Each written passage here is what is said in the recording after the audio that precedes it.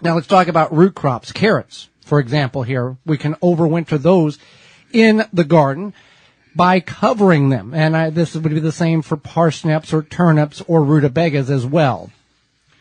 Right. So if you're going to do this, whatever carrots that you might want to use for food preservation, you want to harvest those. But because you want to harvest those at their freshness, so whether it be like you're making canning a soup, pressure canning a soup, pressure canning just carrots, whatever, you want to harvest those directly. You don't want to can the carrots that have been sitting in the soil. So the ones that have been sitting in the soil, those are your grocery store carrots, meaning that you can go out and harvest when you want.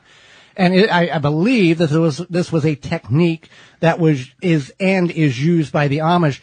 They'll take a patch, let's say it's the size of your queen size bed. There's carrots there. They will mound 6-8 feet of leaves on top of that. It'll keep the carrots in the soil frigid, but it will not allow it to freeze.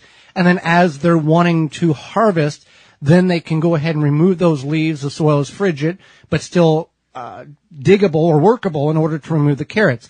This is also a very great way to utilize if you've got a Jerusalem artichoke patch where they have a very short shelf life, or sunchokes is what some people will label them as.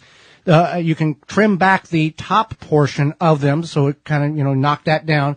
And then you can mound leaves on top of that bed, and that way you can harvest them through the winter months. In the northern portions here of the United States where we're located, and many of you are, when it gets cold, it doesn't mess around. It gets cold, and it stays that way for months on end.